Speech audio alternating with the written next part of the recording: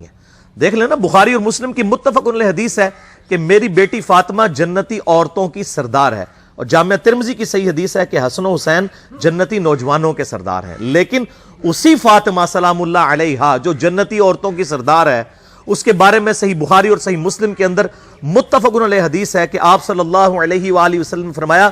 اے میری بیٹی فاطمہ، میرے مال سے جو کچھ تو نے لینا ہے مجھ سے لے لے،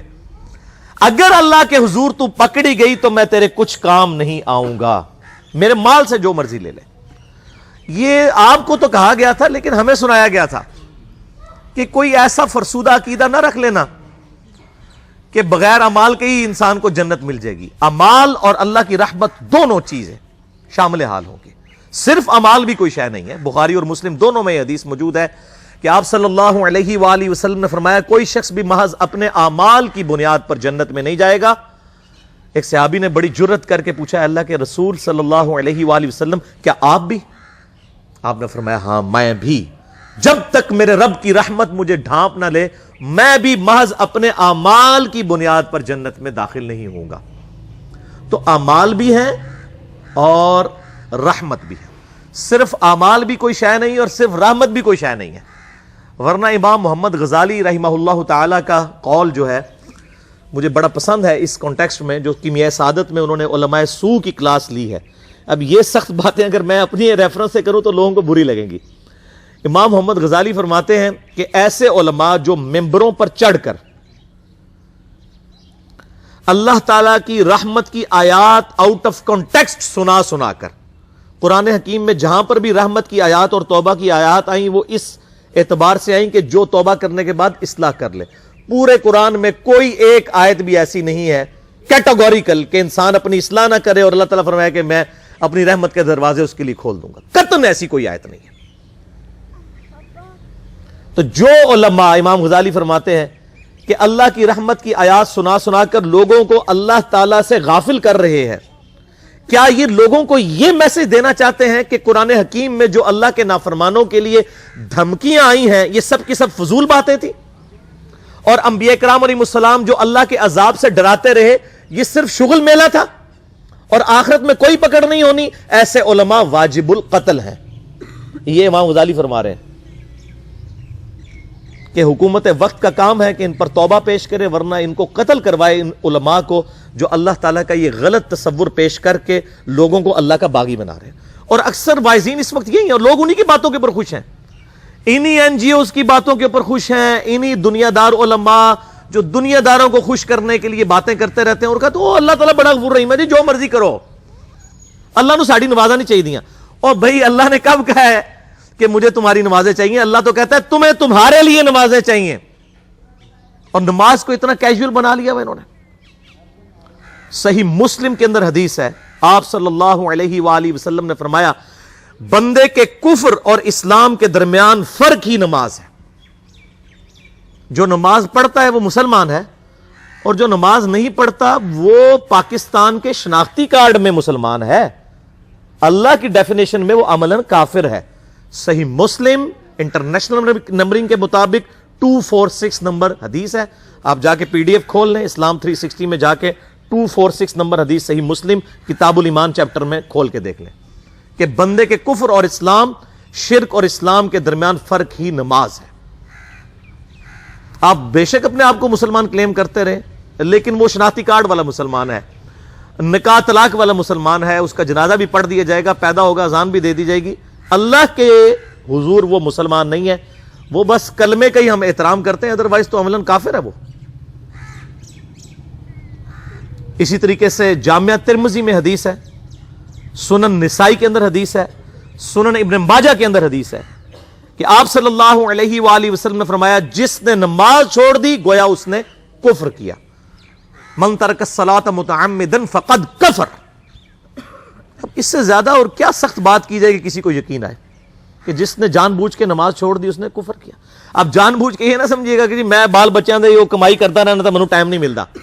جان بوجھ کی ڈیفینیشن بھی نبی علیہ السلام نے بخاری اور مسلم میں موجود ہے کہ اگر کوئی شخص بے ہوش ہو جاتا ہے یا سویا رہ جاتا ہے، یہ دو آپشنز ہیں، یا تیسرا آپشن ہے وہ بھول جاتا ہے، تو جیسے یاد آئے اسی وقت وہ والی نماز پڑھ لے۔ لیکن جو شخص دنیا کو ٹاپ پرائرٹی مانتا ہے، اپنا آفس چھوڑنے کے لیے تیار نہیں، اپنا کلینک چھوڑنے کے لیے تیار نہیں ہے، اور اپنی دکان چھوڑنے کے لیے تیار نہیں ہے نماز کے لیے، تو ظاہر ہے کہ وہ تو اپنے آپ کو دھوکہ دے رہا ہے۔ اللہ تعالیٰ تو اپنے معاملات کے اندر بالکل سٹریٹ فارورڈ ہے، بالکل یہ ذہن میں رکھ لیں۔ جامعہ ترمذی میں صحیح سند کے ساتھ موجود ہے، عبداللہ بن شفیق تابعی رحمہ اللہ تعالیٰ کہتے ہیں کہ صحابہ کرام علیہم رضوان صرف نماز کے چھوڑنے کو ہی اعمال میں سے کفر سمجھتے تھے، یعنی وہ کسی کو نماز پڑھتا ہوا دیکھتے تھے تو کہتے تھے یہ مسلمان ہے،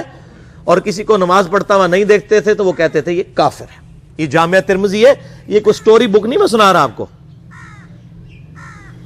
مسند احمد میں صحیح سند کے ساتھ حدیث ہے، نبی صلی اللہ علیہ وآلہ وسلم نے معاذ ابن جبل سے فرمایا، معاذ اللہ کے ساتھ کسی کو شریک نہ ٹھہرانا، خواہ تمہارے ٹکڑے ٹکڑے کر دیے جائیں، تمہیں سولی پہ چڑھا دیا جائے، تمہیں آگ میں جلا دیا جائے، اللہ کے ساتھ کسی کو شریک نہ ٹھہرانا، اور معاذ نماز بھی نہ چھوڑنا، کیونکہ جس نے نماز چھوڑ دی اللہ تعالیٰ کے ذمہ کرم سے وہ نکل گیا، اللہ کے حضور اس کے لیے کوئی حصہ نہیں ہے جس نے نماز چھوڑ دی۔ کتنا کریٹیکل ایشو ہے۔ اور اسی طریقے سے مسند احمد میں ہی ایک اور حدیث ہے کہ آپ صلی اللہ علیہ وآلہ وسلم نے فرمایا، جس شخص نے اپنی زندگی میں نماز کی حفاظت کی، قیامت والے دن وہ نماز اس کے لیے نور ہوگی، نجات ہوگی، اور اس کے حق میں دلیل ہوگی، اور جس نے نمازوں کی حفاظت نہیں کی اس کے لیے قیامت والے دن کوئی نجات، کوئی نور اور کوئی دلیل نہیں ہوگی، الٹا اس کا حشر قارون، فرعون اور ابی ابن خلف کے ساتھ ہوگا، والعیاذ باللہ تعالی۔ یہاں تو ہم کہہ دیتے ہیں یا اللہ جو کچھ بھی ہے تیرے محبوب کی امت سے ہے، یعنی اے اللہ ہم نے تو اپنی اصلاح کوئی نہیں کرنی، ہمیں اسی طریقے سے ہی قبول کر لیں، والعیاذ باللہ تعالی۔ اور کچھ ویسے علماء کا بھی اس میں بڑا برا کردار ہے کہ انہوں نے نماز کو بھی اتنا مشکل فرض بنا کے پیش کیا ہے کہ ایک عام آدمی کے لیے، اور جو دنیاوی معاملات کے اندر بھی انوالو ہے، اور کسی ایسی عورت کے لیے جس کے کئی بچے ہیں، مطلب اس روٹین کے اندر اس نماز کو مینج کرنا مشکل ہو جاتا ہے۔ ہمیں تو عشاء کی صرف 17 رکعتیں بتا دی گئی ہیں، حالانکہ 24 گھنٹے کے اندر ٹوٹل نماز کی رکعتیں 17 ہیں جن کی اکاؤنٹیبلٹی ہے۔ اور میں یہ بڑے یعنی وثوق کے ساتھ ایک ذمہ دار مبلغ کی حیثیت سے یہ بات کر رہا ہوں۔ آپ صحیح بخاری اور صحیح مسلم کھول کے دیکھ لیں، فرض نمازوں کی تعداد جو ہے وہ 5 آئی ہے، اور ان کی رکعتوں کی تعداد بھی بیان ہو گئی ہے۔ فجر کے 2 فرض، ظہر کے 4 فرض، عصر کے 4، مغرب کے 3 اور عشاء کے 4، اور سفر میں سارے 2 فرض ہیں، مغرب کے 3 ہیں۔ یہ ٹوٹل 17 رکھتے ہیں جن کی اکاؤنٹیبلٹی ہے۔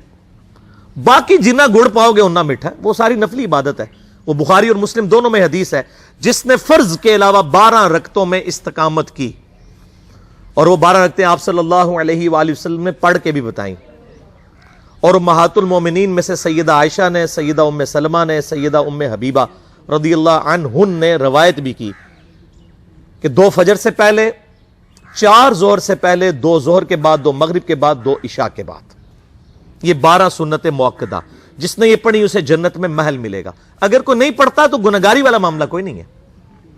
اسی طریقے سے اس کے علاوہ ایک اور وطر کی نماز ہے جو سنت موقدہ ہے، وہ سیدنا مولا علی رضی اللہ تعالیٰ عنہ علیہ السلام کا قول ہے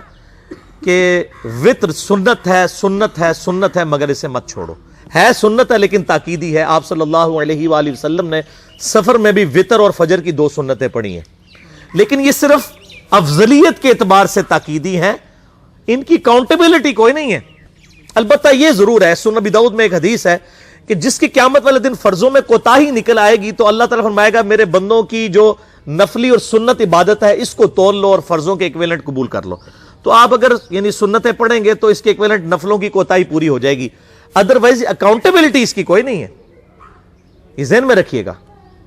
صحیح بخاری اور مسلم دونوں میں حدیث موجود ہے، ایک صحابی آئے، انہوں نے کہا یا رسول اللہ صلی اللہ علیہ وآلہ وسلم میں جنت میں جانا چاہتا ہوں، مجھے کوئی شارٹ کٹ بتا دیں۔ آپ صلی اللہ علیہ وآلہ وسلم نے فرمایا اسلام لانے کے بعد نماز، فرض نماز کو قائم رکھ،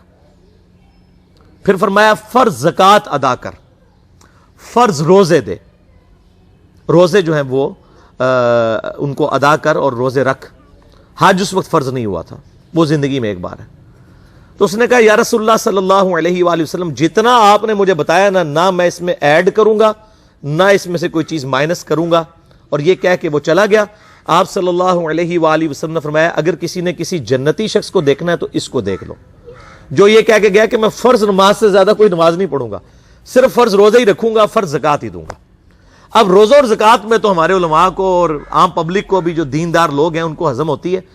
کہ کوئی شخص یہ نہیں کہتا کہ بھئی پیر اور جمعرات کا روزہ، صحیح مسلم میں حدیث ہے کہ آپ صلی اللہ علیہ وآلہ وسلم کے نفلی روزوں کی یہ روٹین تھی۔ کوئی آپ کو یہ نہیں کہے گا کہ جس نے جمعرات اور پیر کا روزہ نہ رکھا اس کے رمضان کے روزے ہی قبول نہیں ہوں گے، کوئی کہتا ہے؟